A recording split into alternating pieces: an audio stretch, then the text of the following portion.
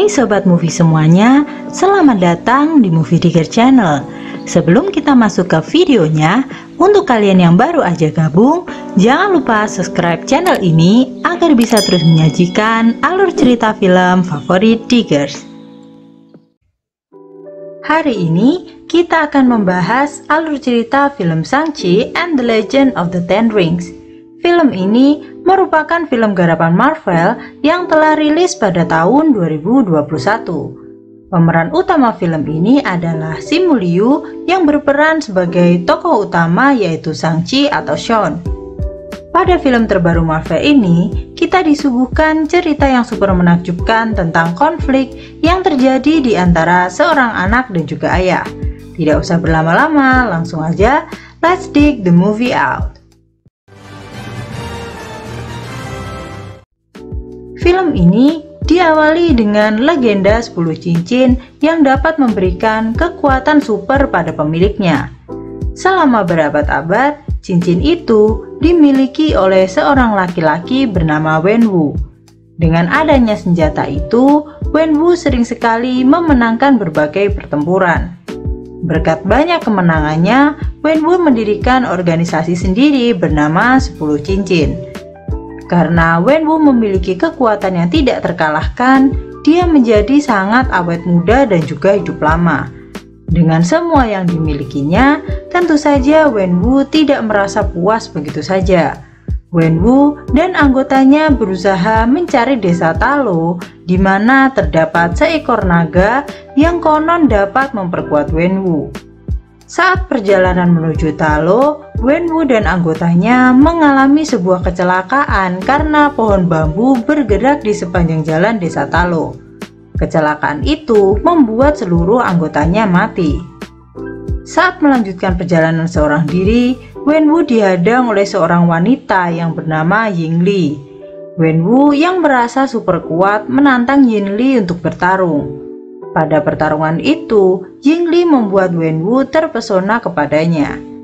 Pertarungan itu pun dimenangkan oleh Yingli. Wenwu dan Yingli pun akhirnya menikah dan dikaruniai seorang anak bernama Shang-Chi. Mereka berdua memutuskan untuk meninggalkan masa lalunya dan menjalani kehidupan yang baru dan juga normal.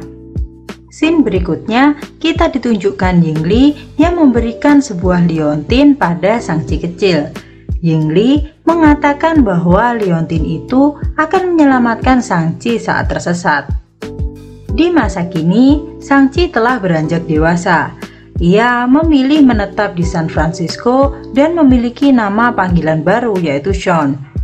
Hari itu juga, Shang-Chi menerima surat pos misterius dengan sebuah alamat di atasnya. Shang-Chi bekerja sebagai seorang valet. Dia memiliki seorang teman akrab bernama Katie.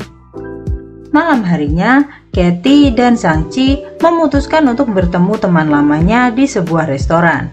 Shang-Chi dan Katie menceritakan bahwa mereka sangat senang dengan kehidupannya sebagai valet.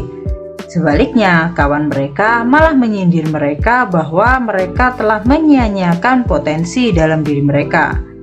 Shang-Chi dan Katie memutuskan untuk menghibur diri dan bersenang-senang dengan berkaraoke bersama hingga pagi.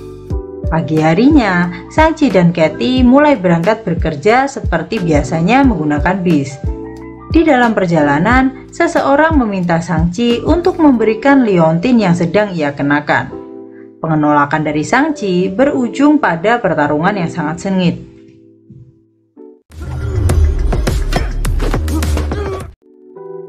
Dalam pertarungan itu, Shang-Chi menunjukkan jati dirinya dan menghajar semua penjahat itu. Pertarungan itu membuat supir bis tak sadarkan diri dan memaksa Katie untuk mengendalikan bis yang telah mengalami remblong. Shang-Chi berhasil menghindarkan dirinya dari penyerang berpedang dan Katie berhasil menghentikan bis yang mereka kendarai saat itu.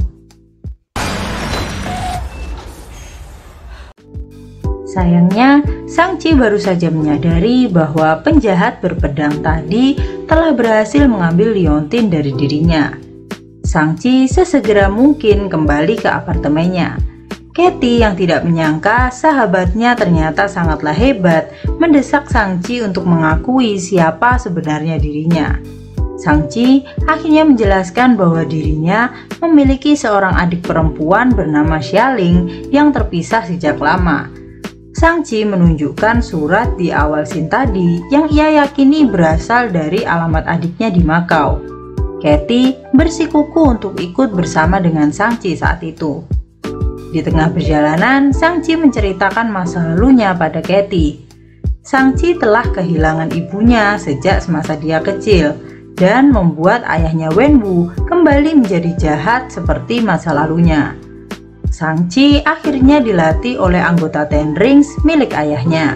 Setelah Shang-Chi dewasa, ayahnya meminta Shang-Chi untuk membalaskan dendam untuk ibunya yang telah mati.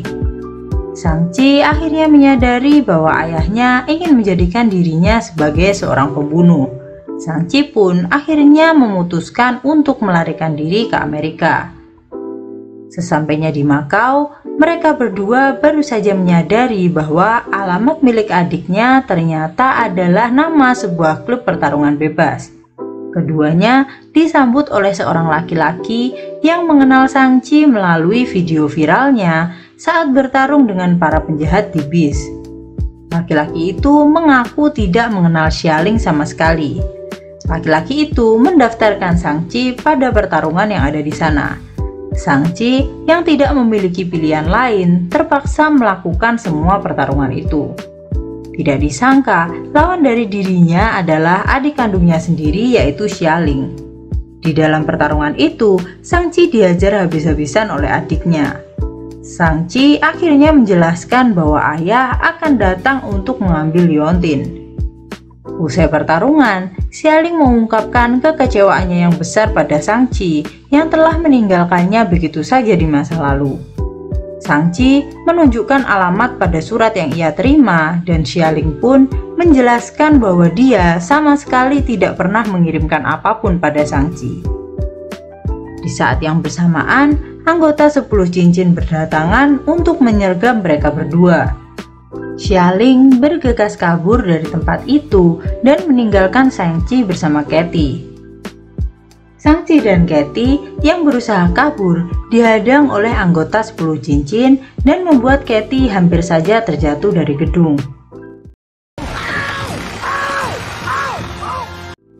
Tiba-tiba saja Xialing datang dan menyelamatkan Katie. Xialing mengatakan bahwa ia sengaja meninggalkan kakaknya agar Shang-Chi tahu rasanya menjadi dirinya saat itu. Mereka berdua pun akhirnya bekerja sama melawan anggota 10 cincin itu. Saat Shang-Chi hampir saja berhasil membunuh anggota ayahnya itu, Wenwu tiba-tiba saja datang dan menghentikannya.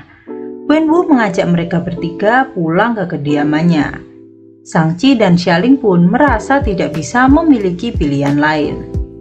Saat sedang makan bersama, Wenwu menjelaskan bahwa pernyagapan tadi merupakan upaya untuk menyatukan kembali Shang-Chi dan juga Xialing. Wenwu mengungkapkan bahwa ia ingin mewariskan segalanya kepada Shang-Chi termasuk Ten Rings. Shang-Chi dengan tegas menolak karena ia merasa cincin-cincin itu membuat pemiliknya menjadi keras kepala. Wenwu kemudian menunjukkan sebuah peta. Peta itu adalah peta menuju ke desa Talo, di mana ibu mereka berasal. Wenwu mengatakan ia sering mendengar suara ibu mereka memanggil-manggil dan meminta tolong padanya. Wenwu yakin bahwa istrinya masih hidup dan disekap di desa itu, yaitu desa Talo. Shang-Chi yang jelas-jelas melihat ibunya telah meninggal pun merasa tidak percaya. Untuk meyakinkan anak-anaknya, Wenwu menyatukan liontin kedua anaknya dan meletakkannya pada sebuah patung naga. Patung itu kemudian mengeluarkan air yang menggambarkan sebuah peta menuju ke desa Talo.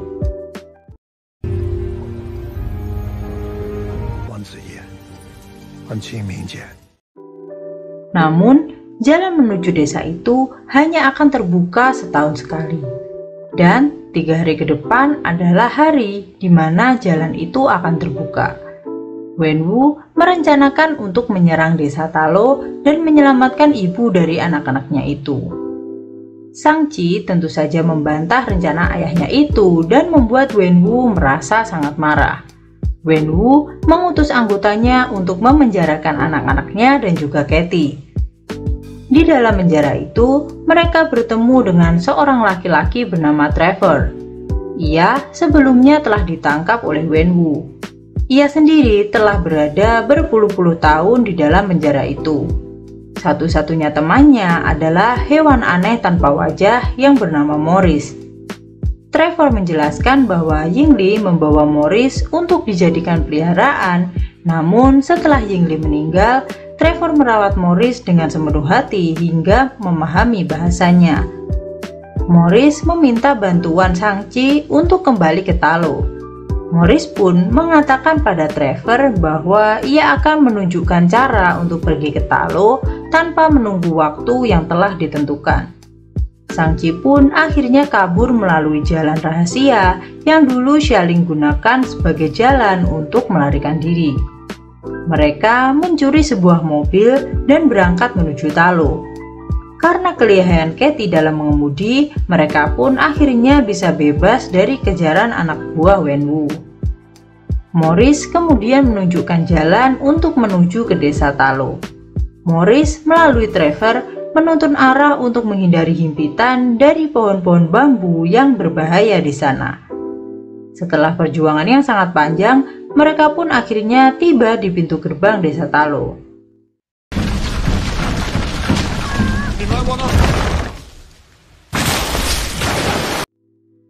Mereka menemukan banyak sekali hewan-hewan mitologi dan kawanan-kawanan Morris yang lainnya.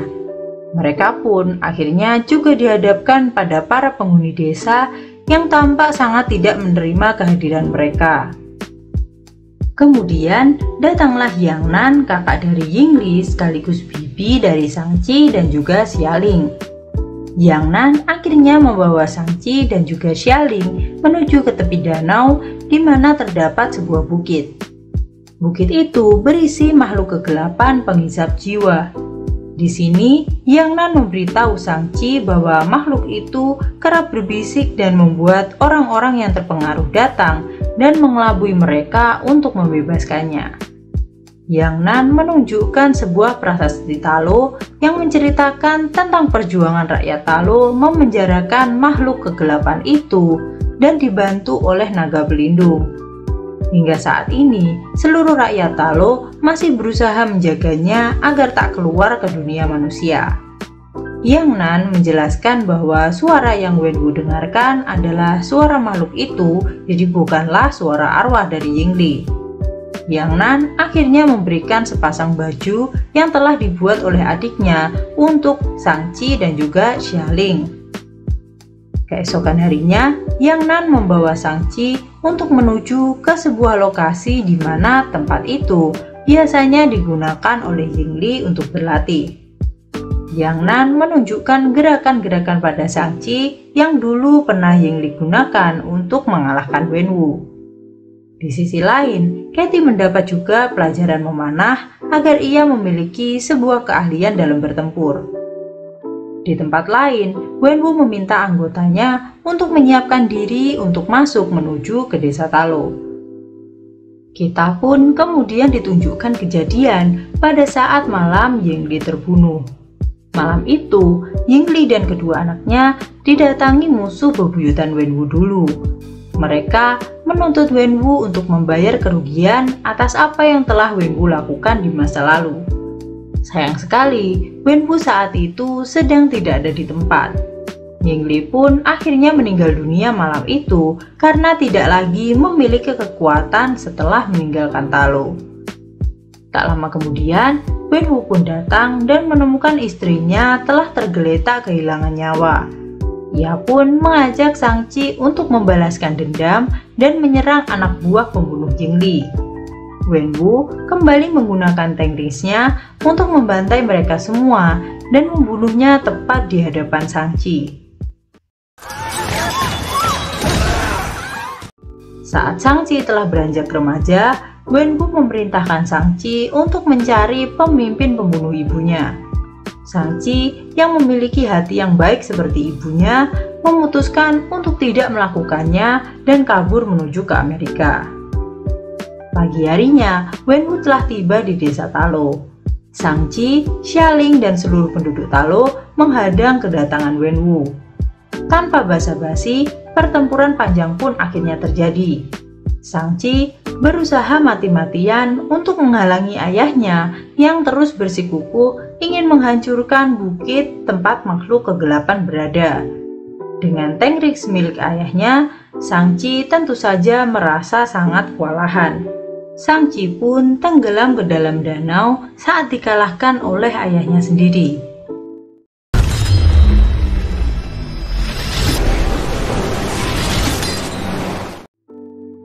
Wenwu pun akhirnya mendatangi bukit, tempat di mana ia mendengar suara istrinya terus meminta tolong. Wenwu memukuli gerbang itu dan membuat makhluk-makhluk kegelapan mulai keluar. Melihat makhluk-makhluk kegelapan menyedot jiwa anggota Wenwu dan juga penduduk Talo, Xia Ling, Yang Nan, dan anggota Teng Rings pun akhirnya mulai bergabung menjadi satu untuk mengalahkan makhluk-makhluk itu. Shang-Chi yang sedang berada di dalam danau disadarkan dengan kehadiran seekor naga dari dalam danau. Naga itu akhirnya membawa Shang-Chi kembali lagi ke permukaan dan menuntunnya kembali untuk menyerang ayahnya. Di dalam pertarungan keduanya, Shang-Chi mempraktekkan ajaran bibinya dan juga ibunya sehingga ia mampu menguasai rings milik ayahnya. Shang-Chi awalnya hendak mengarahkan Teng Rings itu pada ayahnya, namun ia akhirnya mengurungkan niatnya. Ia tidak ingin melukai ayahnya sendiri. Saat itu juga, pemimpin makhluk kegelapan itu muncul dan berusaha menyerang Shang-Chi dan juga Wenwu. Wenwu berusaha melindungi putranya dan membuat dirinya tertangkap oleh makhluk kegelapan itu. Wenwu menyerahkan Teng Rings-nya pada Shang-Chi tepat sebelum jiwanya dihisap oleh makhluk itu dan membuatnya meninggal dunia. Di saat yang bersamaan, Xia Ling datang bersama dengan naga dan meminta Shang-Chi untuk naik ke atas. Naga itu akhirnya menyerang sang makhluk kegelapan dan menyeretnya pada pusaran air. Akan tetapi, makhluk-makhluk yang lain memberikan kekuatan pada pemimpinnya dan membuat si pemimpin makhluk kegelapan itu menjadi kuat kembali. Katy yang telah kehilangan guru panahnya meneguhkan hatinya dan melancarkan sebuah anak panah ke tenggorokan makhluk itu. Disusul dengan serangan dari Shang-Chi yang memasukkan Teng Rings ke dalam tubuh si makhluk kegelapan itu, Shang-Chi pun akhirnya berhasil menghancurkan pemimpin makhluk kegelapan itu. Tidak hanya pemimpinnya, makhluk-makhluk kegelapan yang lain pun ikut tewas bersama dengan pemimpinnya. Beberapa hari kemudian, Shang-Chi dan Katy kembali ke San Francisco dan menceritakan semua pengalamannya pada kawan lamanya.